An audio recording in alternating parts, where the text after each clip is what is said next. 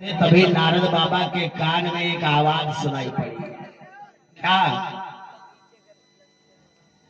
और ये 11 रुपए का दान हमारे भैया परमानंद चौहान के कर कमलों से भगवान के चरणों में दान सौंपे। तो भगवान आशीर्वाद प्रदान करे, परिवार का मंगलमय हो। बोलिए वृंदावन बिहारी लाल की।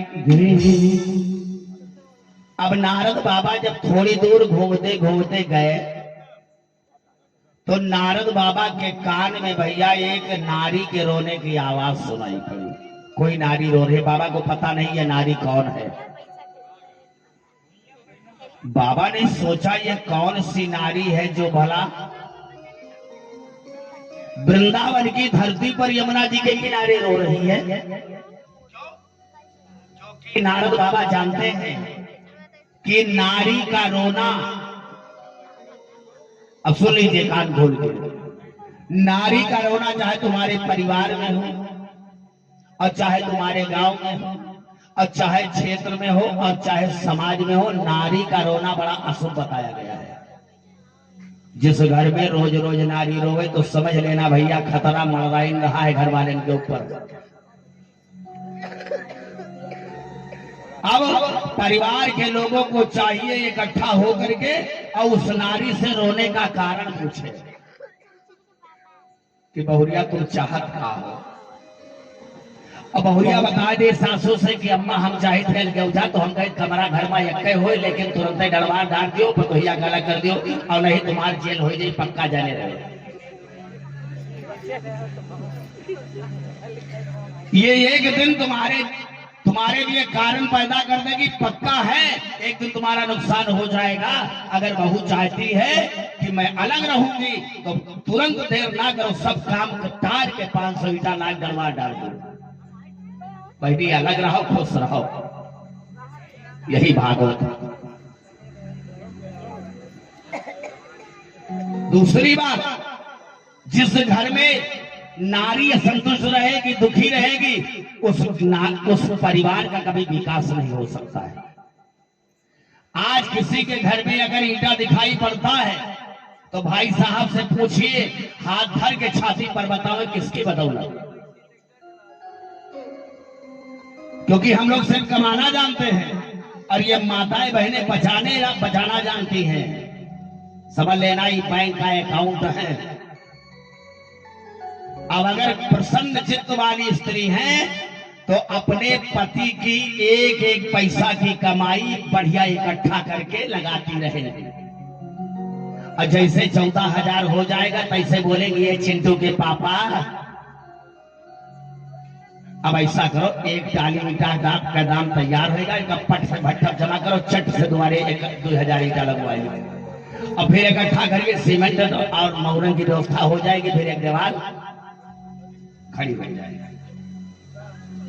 आपका पैसा इकट्ठा करके कभी ईटा मंगवाएंगे, कभी सीमेंट मंगवाएंगे, कभी मोहरन, कभी गिट्टी की व्यवस्था, धीरे धीरे बस समझ लेना एक कमरा की व्यवस्था। कौन जो तुमसे प्रसन्न रहती, जो परिवार में प्रसन्न रहती वह, और जो नाराज रहते हैं पति से उन्होंने सुन ले।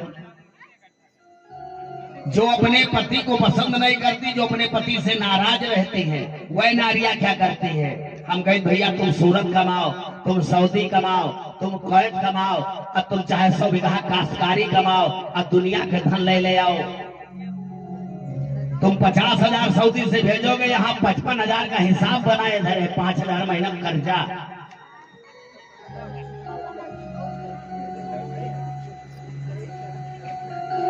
अठे दिन की कई नगर शॉपिंग होगी, रुधौली शॉपिंग होगी, लुलु मॉल शॉपिंग होगी, तरह तरह की शॉपिंग होगी, लाए साड़ी और बहाए के तुमका रहेगा दृश्वा।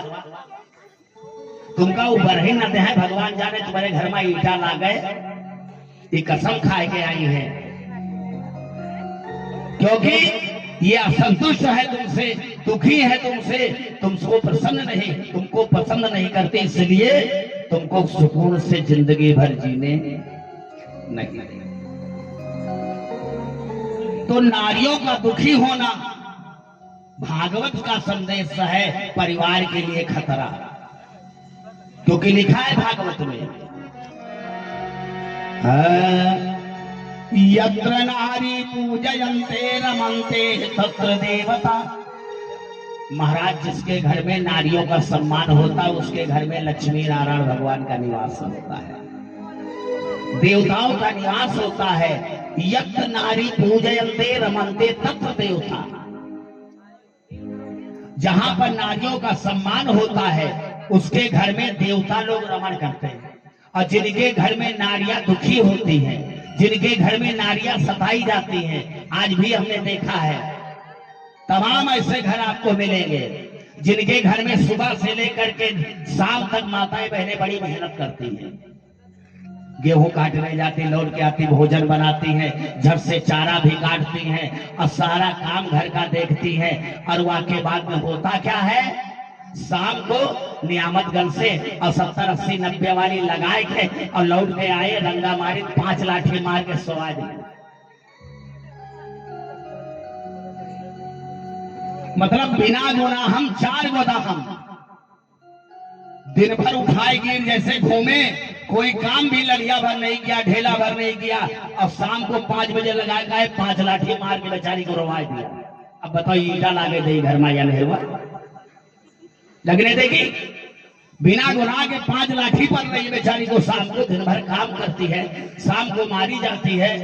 भगवान जाने तुम्हारे घर में अच्छत जुरी जुहाई की ना जुरी जुहाई रेगा कर डालेगी या नहीं रेगा करेगी, भगवान तो हकारेगा करेगी।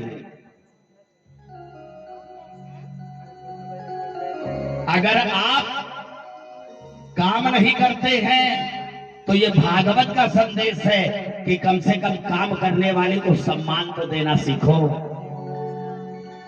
जिसने काम किया है और दिन भर के बाद में कम से कम उसको मारो पीटो ना, भले शराब के नशे में, लेकिन कम से कम वाह वाह तो करो, ए चिंटू की मम्मी तुम बहुत काम करती हो और मां थक जात हो, एक कप चाय बना के पी लियो, और दर्द होत हो एक टिकिया ले आई जाए नियामतगंज से उसका खाए लियो। अब भले नड़ाऊ लेकिन कम से कम इतना हाल चाल पूछ ले हो, चिंटू के मम्मी के मानो थका मांदा सब इस शाम को गदगद हो जाएगी। चिंटुआ के पापा बहुत उनका मायात है, आज टिकिया पूछी है डॉक्टर को रहे प्रसन्न हो जाएंगे। बोलिए वृंदावन बिहारी लाल। तो यत्र नारी पूजयन्ते रमन्ते तत्र देवता। जहां पर नारियों का सम्मान होता महाराज, वहां पर देवता लोग रमण करते हैं और आपके परिवार की जय जयकार विकास होता है। और देखिए आज वही नारी महाराज वृंदावन की धरती पर रो रही है। नारद बाबा चले जा रहे हैं। श्रीमन नारायण नारायण नारायण जय हो।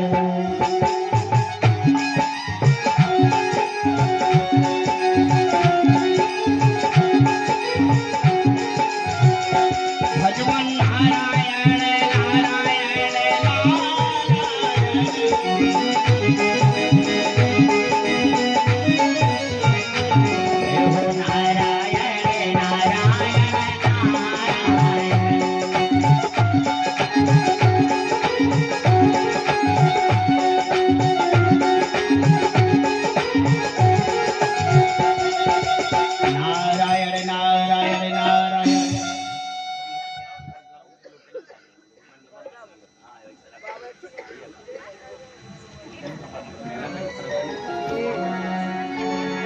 महाराज नारद जी पहुंच गए उस नारी के पास, लेकिन नारद बाबा पहचानते नहीं है नारी कौन है। बाबा को क्या पता ये नारी कौन है। बाबा जब पहुंचे उस नारी के पास तो देवर्षि नारद बाबा ने क्या देखा, ये नारी नवयुवती है और साथ में बड़ी सुंदर है।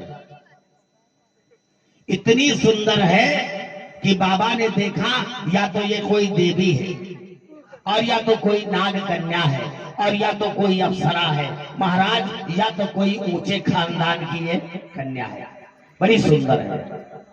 और उम्र बस उम्र वही 20 साल के नीचे रही होगी उस कन्या की। लेकिन बाबा और आगे बढ़े तो क्या देखा, 2 बूढ़े पुरुष उसकी जंघा पर लेटे हुए थे। अब पता नहीं ये कौन है, बाबा को पता नहीं ये कन्या कौन है, इसकी जंघा पर लेटे हुए 2 बूढ़े पुरुष कौन है। महाराज ये बूढ़े पुरुष है कैसे? सफेद बाल हो गए हैं, शरीर में झुर्रियां पड़ गई हैं, आंखों से ना दिखाई पड़ना, कानों से ना सुनाई पड़ना, हाथ पैर ना उठना ना चलना, ऐसे रोगी बीमार के तरीके से लाचार बेचारे जांघ पर लेटे हैं सर डाले। बाबा ने सोचा ये कौन है, ये देवी कौन है और ये दोनों बूढ़े पुरुष कौन है, आखिर मामला क्या है बाबा को समझ में आया है। अब बाबा ने सोचा हमें लगता है ये किसी गरीब की बेटी है और गरीब माँ बाप की बेटियां कभी कभी ऐसे घर में ब्याह दी जाती है कि महाराज बिटिया की उम्र 16 साल 18 साल की होती है और उसके दूल्हा उसके पति की उम्र भैया 40 साल होती है। क्योंकि गरीब लोग दहेज दे नहीं पाते तो सोचते चलो 50 साल का है तो क्या हुआ, धन जायदाद तो है, बिटिया सुखी रहेगी, अपना आनंद से रहेगी, चलो ठीक है। बिटिया है 20 की और पता लगा जिसके साथ शादी किया उसकी उम्र 40 की। बिटिया कुंवारी है और पता लगा हुआ एक आजू नहीं, दोहाजू नहीं, तेहाजू है। बिटिया सुखी रहेगी, एक गरीब माँ बाप अपनी बेटी का ब्याह इससे घर में कर देते कभी कभी। बाबा ने सोचा लगता यही मामला, ये इसके दोनों पति हैं और बेचारे कमा खिला नहीं पाए और आज अपने पति का मुंह देख देख करके बेचारी रो रही है। लेकिन बाबा ने सोचा अब मैं आ गया हूं तो इस बिटिया को किस बात की चिंता, क्योंकि बाबा नारद के पास ऐसे ऐसे मंत्र थे कि महाराज अगर किसी 100 साल के बूढ़े के ऊपर वो मंत्र डाल दिया जाए तो कहो 10 साल का नौजवान 10 साल का लड़का बना दे बाबा नारद,